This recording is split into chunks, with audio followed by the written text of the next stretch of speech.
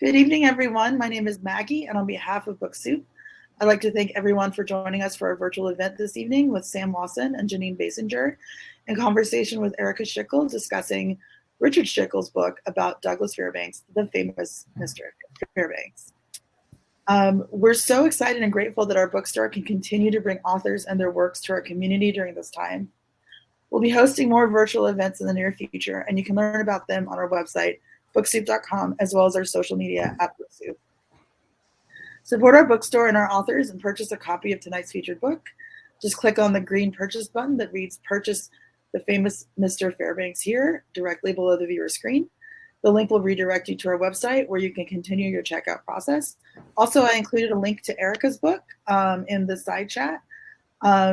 So you can click on the orange link and it will take you to her book too, and you can purchase it from us. We're selling digital audiobooks through ebook and ebooks through Libro.fm and Kobo for those who are interested. If you'd like to ask a question during the event, please click the Ask a Question box at the bottom of the screen and type it in. Please do not use the sidebar chat to ask a question. Again, if you want to ask a question during the event, please use the Ask a Question box at the bottom of the screen and type it in. Tonight, we welcome Sam Wasson and Jeanine Basinger. Sam Wasson is the author of many books, including the best-selling Fosse and Fifth Avenue, 5 a.m. Audrey Hepburn, Breakfast at Tiffany's, and The Dawn of the Modern Woman. He lives in Los Angeles, and he wrote Hollywood, the Oral History with Jeanine, who is a film historian.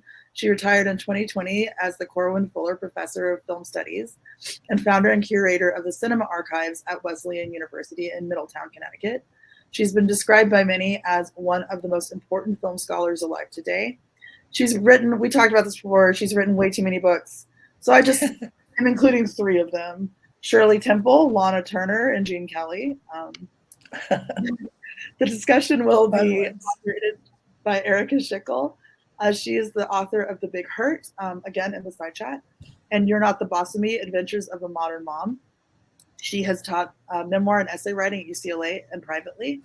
Her work has appeared in the Los Angeles Times, LA Weekly, LA City Beat, Salon, Ravishly, Tin House, Bus Magazine, and the LA Review of Books, among others. We have 3 very accomplished people coming here tonight.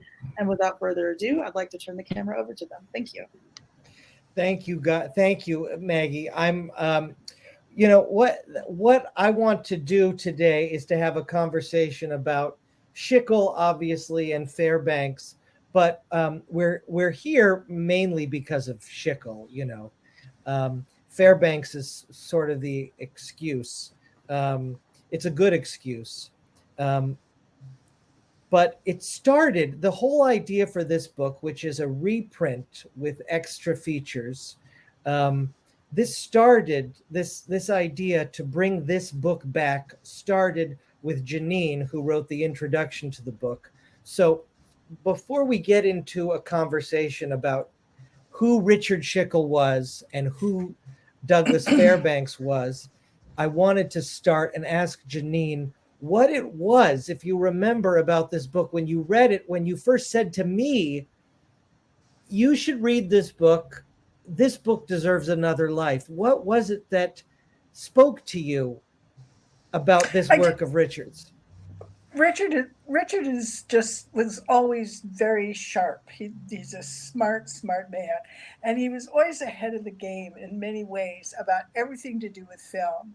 And here he is at the time this book was first published, writing very clearly and sharply about the effect that celebrity is going to have on our future as well as what it had been in the past, and linking it to a specific place in film history, Douglas Fairbanks Sr., and he made a really credible case. People were starting to think about this topic and were fiddling around with ideas, and you're getting little articles here, little articles there, and people trying to come to grips with it. But he nailed it down by linking it to a specific point in time and a specific celebrity of the motion picture. And he, I thought, really clarified and put together a beginning solid argument of our thinking, rethinking what all of this was doing to the way we looked at our political figures, ourselves, all of that. And I just always felt this book should be better known. should be more widely read, and as we went forward, should be recognized as a sort of ground piece that it was. And when he and I talked, I mean, I know you know that Richard and I were good friends. We were fellow curmudgeonly Midwesterners, and he liked this book, and I told him how I felt, and he agreed. And together we did try to stir up some interest in getting it reprinted, but it was just kind of, he had a lot of projects, he had a lot of things being printed, and he was always doing new work, and it just kind of sat there. So I thought, this is a place to start for reprinting good books about the movies that are not out in print and that are relevant and important and take you forward in time, forward in analysis. I just thought it was a great choice.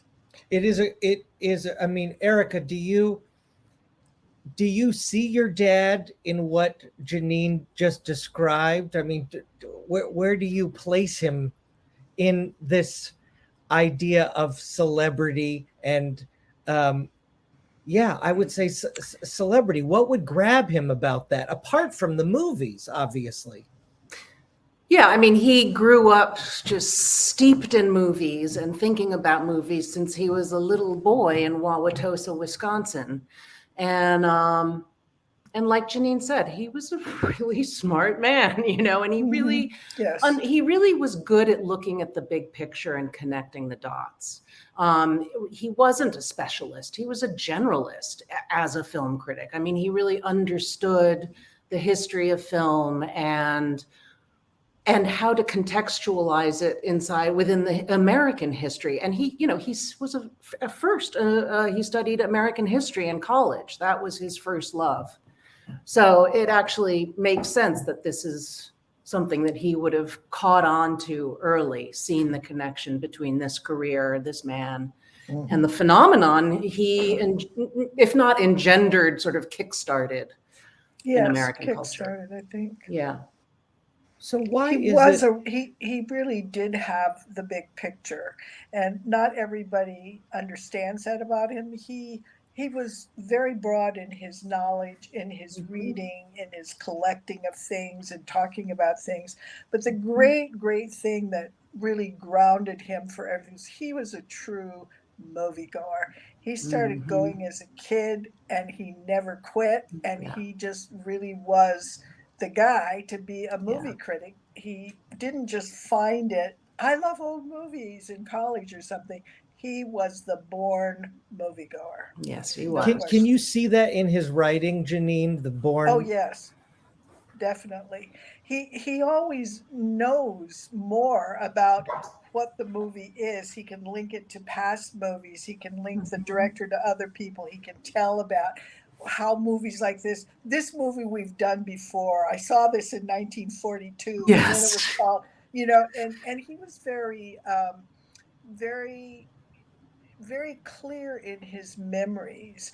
There's a type of person, maybe we all come from small towns in the Midwest, but we started going to the movies. I mean, I was a hard nut goer by the time I was 3 or 4, because your parents took you in those days. Everybody went to the movies, and we were allowed to go alone as children to the movies. And he was a person who understood the total movie-going experience and what it meant to people who grew up with that as their main entertainment. So anything he wrote about, you had that sense of confidence, of overview, and of just natural understanding, and no need to impress about it. It was just inside him. It was his DNA. It really was.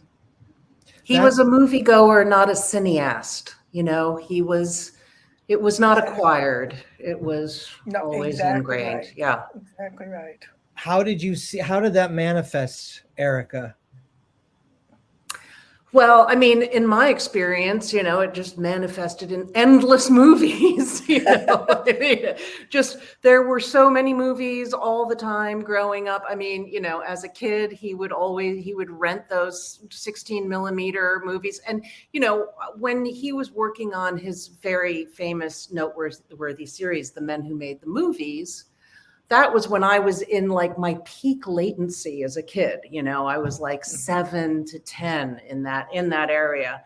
And so, I mean, I saw all those movies and I met all those directors, and he just had enthusiasm. He just genuinely loved it. You know, it was never homework to him. Well, that's not true. Sometimes reviewing, sometimes going to see the latest popcorner was homework for him. But the movies he loved and the careers he cared about, he brought endless enthusiasm to, and indoctrinated me into all of that as a kid, and my sister. He had an enormous passion for it, and he was fearless in his defense of something he loved, and unrelenting in his criticism of something he didn't love. And he did not care if you agreed. I mean, he did not need to be correct. He did not need to be popular. He did not care. And sometimes I served with him on groups that were choosing best films or something, and he would passionately defend, and he would not quit. And the group would have to take a break, and people would be lobbying me, try to get him to not vote for this. Like, what? Are you kidding me? I mean, because when he cared, he really cared. It was very, very, all very important to him. He had a real passion for it. I can say as a biographer and a historian, when I look back to read the reviews of the day, I always go to Schickel first as the most sober critic of his generation, and I always got the sense that Schickel was writing history, even when he was writing film criticism. That this was not just about Friday and Saturday night, but this was about telling you exactly what was on this. This wasn't about thumbs up or thumbs down. Never. This wasn't about good or bad. This was about reporting almost. Reporting definitely what was on the screen with objectivity and also passion. And that's the triumph for me of Schickel, is objectivity and passion. Does that fit with your idea of him, Jeanine and Erika? For me, yes. I mean, and also you touched on something that always should be remembered. Richard was an A+ journalist. He was what a journalist should be: objective, passionate, with a historical context and understanding beyond the parameters of the thing he was looking at. It definitely sounds like him to me. Yeah, and he always wrote in first draft. I mean, he always he was a machine. The man just shot out articles. He's a real journalist, real freelance deadline journalist, and he put me through private school, summer camp, college on movie reviews, which is obviously a thing that can't be done nowadays. But it was not easy to do, and even in the 1970s. I mean, but the man was a workaholic, and he genuinely loved what he did. Will you tell us, Erika, what it looked like? I mean, I just like to watch writers work and film critics go to the movie. Will you tell us what it looked like when Richard went to the movies? You went with him. Yeah, a lot. Yeah. I mean, that was our relationship. I mean, we went to the movies together. I mean, he'd shuffle on in. He liked an aisle seat. He had the worst restless leg syndrome of anyone. We all have it in the family, but he had it very badly. So he needed an aisle seat so he could stretch his legs out. He always wore bally loafers, which he would kick halfway off to be more comfortable. He sometimes took notes, but generally not. He was not an A student kind of a movie critic. Do you know what I mean? He just went and saw the movie and told you what he saw and what he thought of it. He was not trying to check any boxes, like Jeanine was saying. And then We would immediately depart. He did not like to sit through credits. And we would immediately depart. He would immediately light up a cigarette and go, "Well, what'd you think of that, kid?" Yes. And, you know, we'd go have a martini and talk about it. And, you know, the next day the review would be in the chute. I can add to that a portrait of him as a scholar in terms of doing research, because when he did his book on Kazan, of course, he came to our archive and at Wesleyan and sat, you know, worked under my supervision, as it were, which we did spend a lot of time going out for lunch, I will say that. But you couldn't smoke in there. And of course, he liked a cigarette, but he would come in, put his butt in the chair, stretch out his legs, you know, get comfortable and start. And he never looked up. He never, no, if we had exploded a bomb by him, he was immersed. And then he would get up and take a break. And every single person in the archive over the years, we've had a lot of people there and a lot of famous researchers, whatever.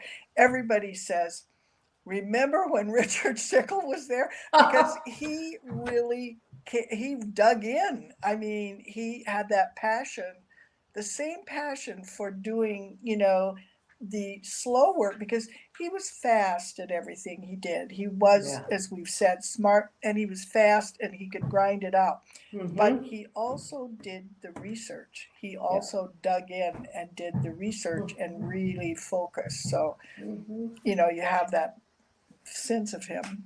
It's an important point about Schickel that distinguishes him from his contemporaries in film criticism. I'm thinking of Sarah, you know, giants like Saris and Kale, that Schickel was, in addition to a film critic, being a film critic, a film historian, and not just on the page with, you know, tremendous books about D.W. Griffith and, like Jeanine said, Kazan and others, but also these documentaries. Richard made almost, was it 40 documentaries, you know, about film, and you know, his work about Chaplin, his documentary about Chaplin stands out to me as some of the greatest work on Chaplin that we have. And so it begs the question, with a 50-year career at Time magazine. Am I right, Erika? It's 50 years at Time? God, I don't even know, but probably, but something like that, something probably insane like so that. 50 years at Time, a born film, a born man of the cinema, and shelves of books and rows of movies that he made. Why isn't Schickel spoken of in the same sentence as Kale and Saris? He should be, but why has that not happened? Well, those, so interesting. yeah. Go, Jeanine. Well, first of all, he never aspired to what they aspired to. I mean, both Andy and Pauline, as you know, aspired to be that thing that people respected and thought of as the voice of film and the decider of film in that era. And, you know, Richard was a very unpretentious man. I mean, it really, he had the cigarette hanging out of his mouth, pounded. You know, he did not see it as the kind of calling they saw it as. You know, when people come later in life to the love of movies, it suddenly becomes a hell. They put on robes. They put on robes to tell us and to you know, he was a kid, you know, with a gumball in his mouth when he started. It's just a totally different approach. For him, it was life, it was daily life, it was reporting. Remember, he didn't think of it as analysis, he thought of it as reporting. He was reporting to us about the movies we might go to, about our culture, about our history. Reporting, not pontificating, and no knock on Andy and Pauline there, I don't mean that, but just a different mindset about it. He accepted it as entertainment in a way that he would start from the bottom. And I think whenever that happens, it's like, it's as we always say, Americans aren't going to give comedy, the Oscar. Right. We need to make it okay that it's serious so we can say it's important. And he did not have that problem. He did not at not all. have that problem. And I think as a result, he was also the film critic for Time magazine, a widely read news magazine. And people just, it's not the Village Voice, it's not the New Yorker, it's a different, everybody reads it. So he's sort of every man's critic in that regard. And I think that's part of it. What do you think, really, Erika? I mean, what do you think? I don't know. And I've actually been asking myself this very question, because I've been listening to You Must Remember This, Karina Longworth's podcast about, I've been listening to the erotic 80s. And I'm listening to her quote all these critics, and my father was at his peak in the 80s, and she never quotes him. She never pulls from any of his reviews. And I mean, I think her show is fantastic and fascinating, but I'm always like, I know he was reviewing all those movies. I don't know why he's being passed over. And maybe because he wasn't a celebrity. These other critics are great too. I mean, there's plenty of great stuff to be, but I think people just don't think of looking into Time magazine, or they don't think about him. And I think the more of his work that is reprinted and brought forward or reissued, those wonderful things on the minute, people would discover and realize how much he nailed down things. The films that we look back and think of as the ones that really defined the era, he really, he understood them in a way that was and people should do. I hope they will. Everybody out there, sign up and do it. And let's not forget. Oh, sorry. Let's not you forget do it, Erika. He did this. He did the same. Like what he did with Fairbanks, he also did with Walt Disney and the Disney version.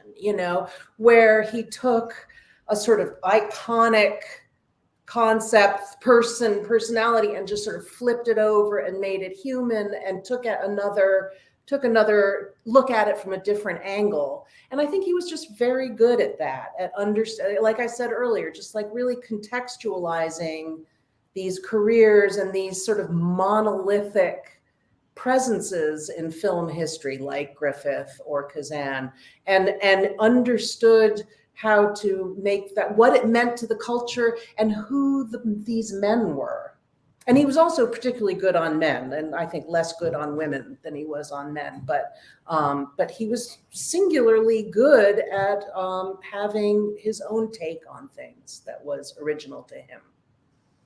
The Fairbanks story, I think we should talk about that, as well. And do you see this? I mean, why is this a book? I mean, why is this a book? Is this a book that's important for now? Erika, do you, or this concept? Yeah. I mean, I think since we are now fully suffocating in celebrity culture, it's instructive to go back and take a look at its birth in a way. And I have to say, I wish Dad were here so I could ask him this question, but I sort of had a thought that rereading the book, that the contextualization came after the admiration that he had for Fairbanks. Yeah. I think he was drawn to Fairbanks for other reasons. He was a fan. And then wound up understanding. Yeah, that's right. Absolutely. And I think the reason that he was drawn to Fairbanks, and Jeanine, back me up here, because I think this is a sort of an essential quirk about my father, is that first of all, he loved comedy, loved it shamelessly. Yeah. Loved physical comedy, particularly, was fascinated by grace and fitness and deftness. He was one of his early great loves was, of course, Jimmy Cagney. And what he loved about Cagney, I think, is the same thing that he loved about Fairbanks, was that liveness, that deftness, that on your toes kind of presence that they both had. He also loved later in life Kevin Kline for the same reason. And I think that's probably what got him there in the first place. And then really when he drilled down on the book and came to understand what it meant, he was able to sort of expand on that. That's so my guess. Go ahead, Jeanine, please. Well, no, I'm sorry. He was very smart about movie stars and what made them appealing. And a lot of people who write or who take, the film history seriously for many years stayed away from movie stars because they didn't want to be labeled as, well, that person is really just a fan and there's nothing serious here. On Errol Flynn, that fits very much your description, and he loved Errol Flynn. Flynn. So I think he started by understanding fans loving movie stars and movie stars creating personas that the fan felt they knew. He was one of the first and best and earliest writers that described persona for a movie star very clearly. Yeah. And I think that you're right. He starts with Fairbanks and then as you said, he comes in at where it is and then goes up for the big picture. And he had a lot of knowledge about all aspects of popular culture, sports, radio, old radio, advertising, all the things that we talked about in that regard. He was very smart about, and he could put them together. So one of his first, sorry. No, Erika, you do it. No, I was just going to say, he was very erudite in a very sort of lowbrow. He was a beautiful mix of lowbrow and erudition. He loved somebody slipping on a banana peel, but he also wrote a book about Goya. He understood. He had many interests. He wrote a book about tennis. And also, let's mention, too, that he ended up writing a full-on book about celebrity after this one. In the 80s, he wrote a full study of celebrity, which at its time was, it was a fresh new concept in the 80s to be looking at celebrity as a phenomenon in and of itself. So if it was early in the 80s, it'd be even earlier in the 70s, which is when this book came out. This was 74, yeah. Here's I'm going to show and tell. Here's the original cover of the book. This is my 1974 copy. And here's Pop in his classic. Yeah, do that. Classic I don't know, there's a lot of shine on the library binding, but there's Dad. No, it's coming through. This is a classic Dick Schickel mid-70s safari jacket. Man purse, full on mustache combed, the full deal. Oh God, I love him. Everything but a tennis racket. Yes, and he wrote a book about tennis too. Yeah, he was a good. He loved tennis. So, what makes Fairbanks the guy? What lends Fairbanks to the writing about celebrity? I mean, why, if you're going to write about celebrity, why not write about Chaplin, or why not write about Mary Pickford? Or his contemporaries, obviously, and co-founders of United Artists. What lends Fairbanks to this theme? Well, first of all, I agree with Erika. On women, he wasn't as interested to write or as sharp. So he wasn't going to write about Mary. She was the one. I mean, it really was Mary.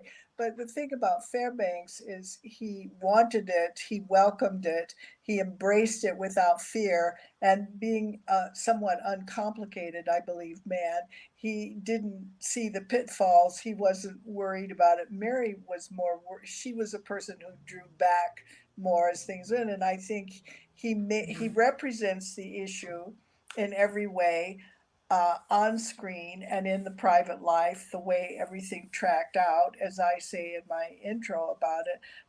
But Fairbanks was the American man who became a celebrity and felt this is the peak. I am here, I will remain here, and I have no fear of it. And then it really did wreck him in that. So I think he's a very good choice because he represents the innocence that in the beginning embraced it as the American dream.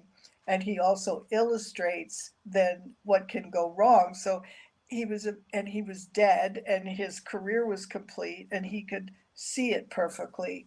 And it made and he certainly, you can't argue with the fact that he was one of the great early celebrities.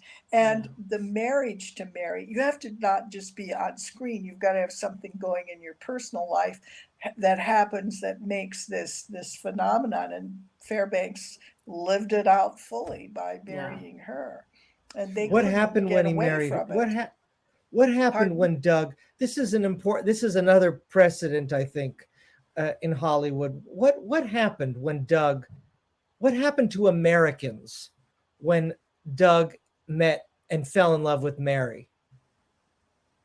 What happened to them? They got very, very interested. Right. They wanted to read it in the National Enquirer. Yeah. They wanted to see the bed sheets. I mean, it was a tabloid relationship. Yeah. I mean, and also there was scandal, they were both married when it's got all the good stuff. I mean, there's all the good stuff, and they move into a mansion and they entertain, and it's just all very, very glamorous. As Joan Crawford said, if you went there, if you got an invitation there, it was better than Buckingham Palace. I mean, it was the place to go. It was where everyone wanted to go to pick fair. And so what do you mean, Sam? You answer your own question. I'm thinking, were these guys unprepared? Were they unprepared for it? Who, Pickford and Fairbanks? Yeah. Yeah, I would say so. How could they? Yeah. I mean, you may even if it happened to you today, how would you be prepared for it? And why wouldn't you think it would be fun or whatever? You don't think it's going to be A Star Is Born. You don't think your husband's going to swim out to sea. You don't, you think it's going to be, you think you can manage it, I think is what happens. Well, and in a way, it's a really perfect metaphor for just the American experience. I mean, you can extrapolate it outward, and and he saw that. Sam, why would you think they would be prepared for it? No, I don't think they could be. I mean, what was the precedent? Yeah, there's none. Right. What was the precedent? Mm-hmm. Right. I want to go. Looks like a fellow by the name of Lawrence Mark has a question.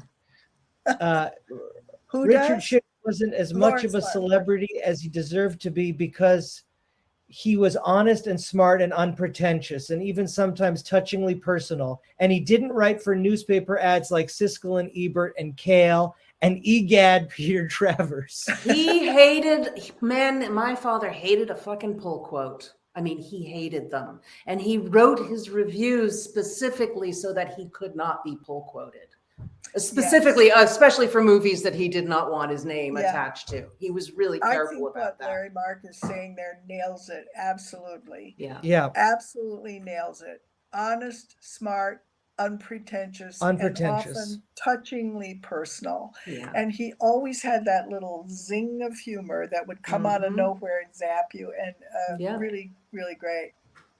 I want to just say for the record, he was called to audition for the Siskel job at the for that show, and he went to Chicago and he auditioned for it, and I don't think he had the TV cue they were looking for. I mean, I don't know how Ebert had more TV cue than Dick Schick, but. Well, Richard was a good-looking man. I mean, I think he would have looked great on TV. But he would have argued and reached across and strangled the other person. He would have. Yes, he would. Fourth episode, about the fourth week, the other guy would have been dead. That's one thing they might have. Yeah, he would just be like, "That guy's a fucking idiot. I'm done. I'm out." He would have just been like completely. Exactly. Yeah, we should say also that Schickel was a beautiful curmudgeon. And I say beautiful because I met him only once, and I walked in and there was a huge ashtray with cigarettes galore, books piled up. And I thought, this is the way, this is the archetype of the film critic right here. I mean, this is, put this man in the film critic museum. This is what it looks like. Yeah. I loved him. I absolutely loved him. As I said, we were fellow crabby Midwesterners, and there is no crab like a Midwestern crab. None, absolutely none. No, and really. We would watch football games together. He's in California. I'm in Connecticut, and my husband flees the room because he can't stand it, because we're so mad at the refs, and we're so sure we're right, and we're yelling all through it. It's just like, it was fun. Richard was fun. He was fun. Yeah.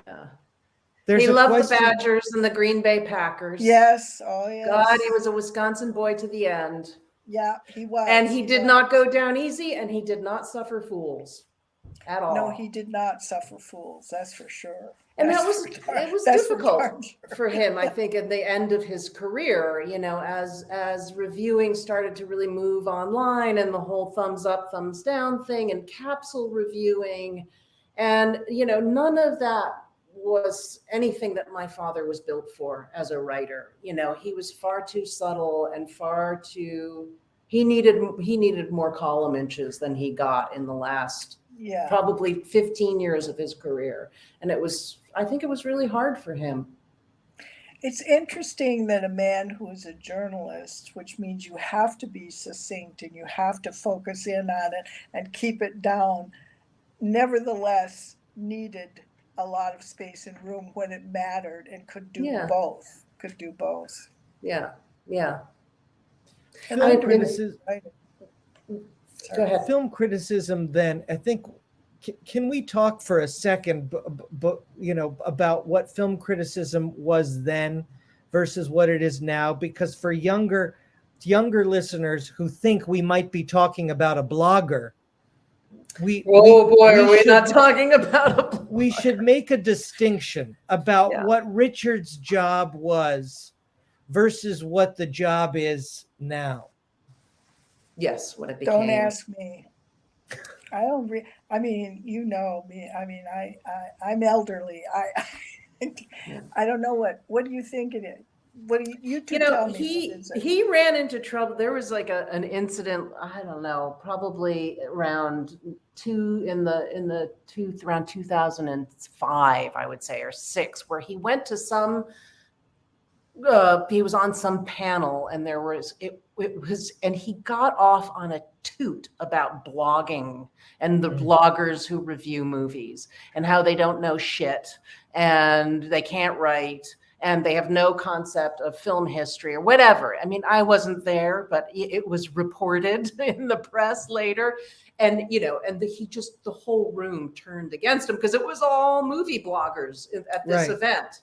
And, you know, and it was sort of a tempest in a teapot at the time. But, you know, he really struggled against that in his last. He knew how to turn a room against him. The great thing, the great singular thing about Richard, and I think one of the reasons that his work is so good for you to turn to, as you were saying, Sam, is that he really did not concern himself with what people thought about him or his idea, or he only cared about doing it and getting it right the way he thought it was or should be. So there's a really fearless quality, and that kind of thing always stands up over time, because when you turn to it, it's not diluted by popularity of the day of any way, and he will, I think, be more and more read as people go, because there's a kind of honesty there, even if it's infuriating, that you can't always find, right? To your point about fearlessness, I have taken great solace from Schickel's argument with Ford. You know, Schickel wrote, Jeanine turned me on to this actually. Schickel wrote a review of a Ford biography, and in this review, he really looks closely at John Ford, who's lionized and many people worship, you know, just have decided or believe is the greatest American filmmaker of all time. And Schickel actually has the intelligence and the chutzpah to quarrel with that idea in a way that is not provocative. I mean, if you think about how Pauline would have written that fight with Ford, it would be all about her. But Schickel's view of it is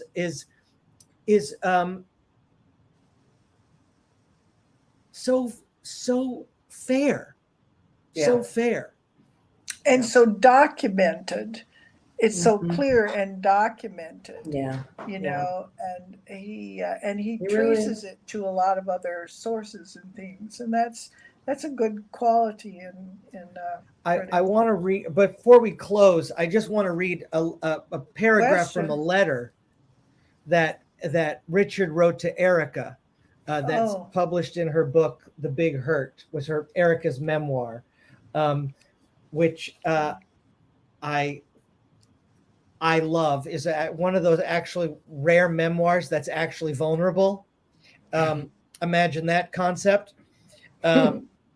But I wanted to just give some of Richard's own words before we sign off. So Richard wrote this to Erika. I despise undisciplined talent, self-indulgent talent, and talent that refuses to understand that those of us who have a gift for expression also have a responsibility. It is our duty, and it is near sacred, to focus on the inchoate feeling of our fellow men, to express their longings and ideals and tragedies and wit, so that they can gain a deeper understanding of themselves and get in touch with their fellow beings by gaining a sense of the universality of certain emotions and situations.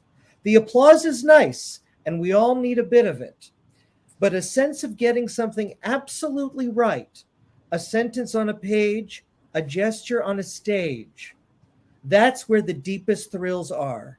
That's what really pulls us out of ourselves and puts us in touch with something larger and stronger than ourselves.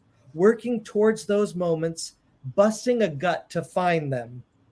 That's really what a lot of life is about. Amen, Richard.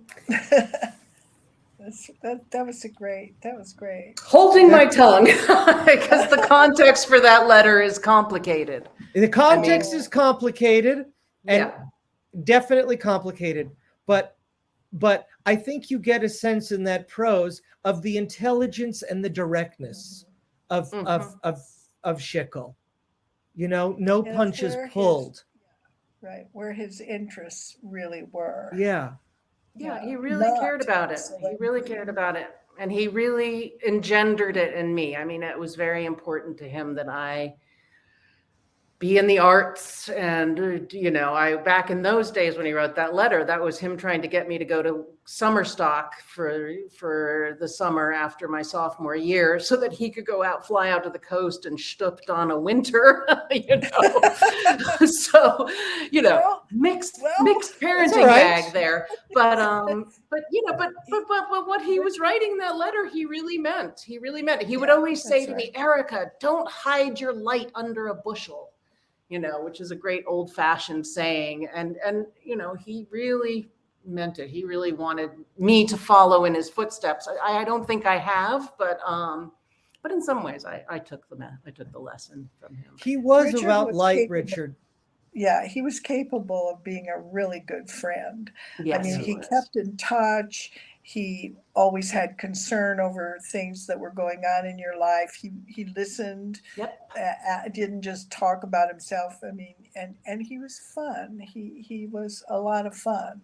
He could also, of course, we all know, be really difficult, but, you know, I never minded that. But he loved the people he loved devotedly.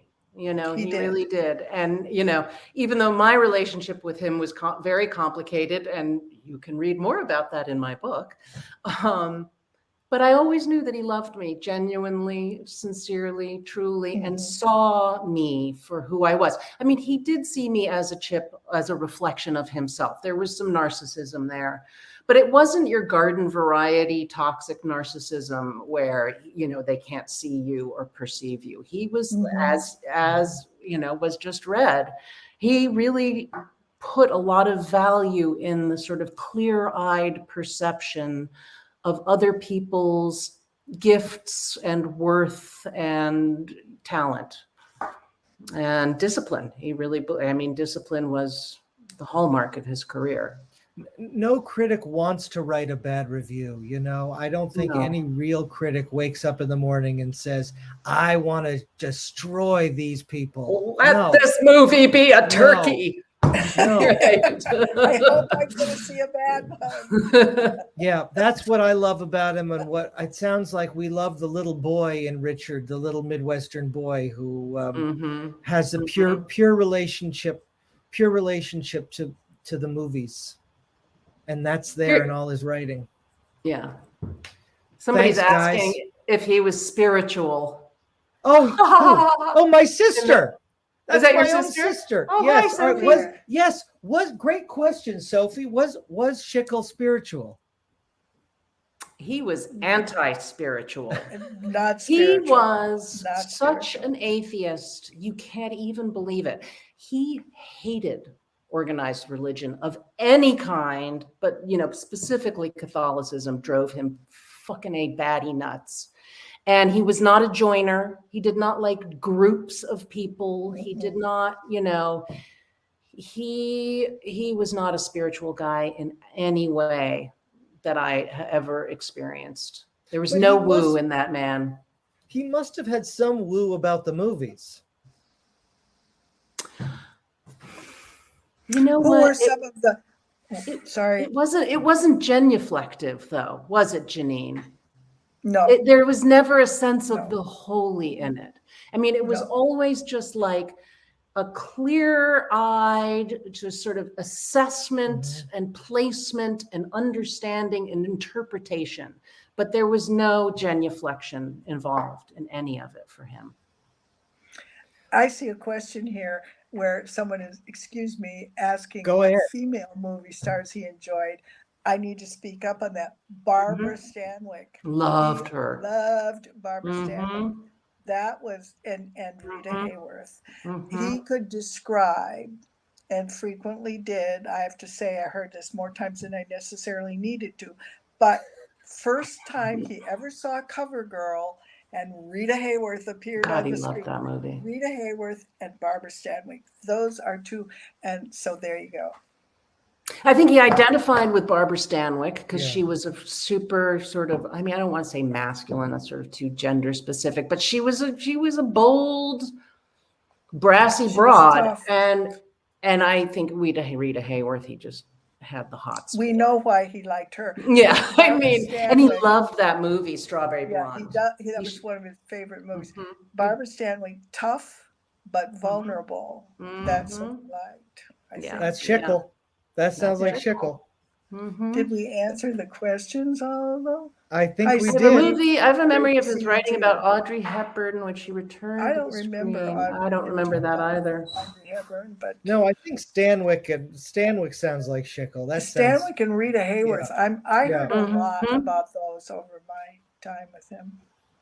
But he wrote a book about Lena Horne. He did. Um, He did. And it's He wrote a good book about Betty Davis. I don't he think he wrote- was such a huge fan of hers, really. No, I But- think he was probably commissioned to write that book. But anyway, yeah, he was really, He's and I a write about that. journalist. I actually write about that a lot in my book because both of my parents were sort of besotted with male talent. You know, it was a very male centric, even though they were raising two girls in that household, you know, they both had this sort of Yeah. fixation for great male talent. that Well, was- Schickel was a real Warner Brothers male guy. He Yeah. was. He was a was. real He Warner really Brothers was. guy. Yeah. He Mhm. was. That was his favorite studio. Those Yeah. were his favorite male, and most of those actors were his Yeah. favorites. Absolutely Mhm. correct. Mhm. It's true. Absolutely. Guys, we've been talking for, it looks like we've hit our limit, and I'd rather have them miss us than resent us. Yes. As much as I would Yes. like to keep talking, live Yes. for this. Thank you, Jeanine and Erika. Thank you guys so much for this. Our pleasure. Thank you. And it's Good just to good see to you. think that Richard, to be talking about Richard. today. I'm so happy to be talking about him. I miss him so much. I loved him so much, and I'm so glad to be talking with both of you about him. He would be so pleased with the book which we should show. Yeah, he would be happy with that book. And yeah, he would be really happy with it. Definitely. Well, thank you so much. That's a wrap on our presentation. Thank you again to our guests and to all of you who tuned in this evening. We greatly appreciate everyone's time and your support of independent bookstores. Support our bookstore and our authors and purchase a copy of tonight's featured book. Just click on the green purchase button that reads purchase the famous Mr. Fairbanks directly below the viewer screen. So there should be a little green button. If you'd like regular updates on our upcoming events, make sure to follow us on Crowdcast and subscribe to our newsletter. Have a great evening and stay safe, everyone. Thank you. Thank you. Thank you. Thank you. Bye. Bye.